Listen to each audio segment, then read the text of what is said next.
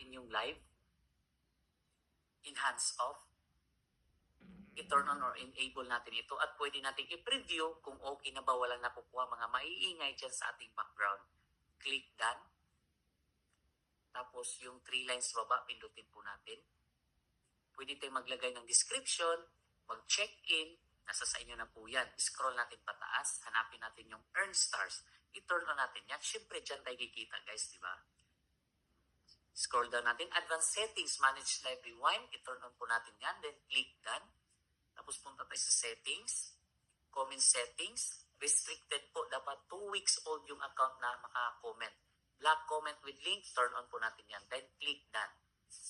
Tapos profanity filter, iset natin sa strong, tapos done, then done, tapos pwede na natin i-X yan sa itaas. Tapos magdagdag tayo nandyan ng text or effects, depende na po yan sa inyo. Pag okay na po, good to go, go live ka na po.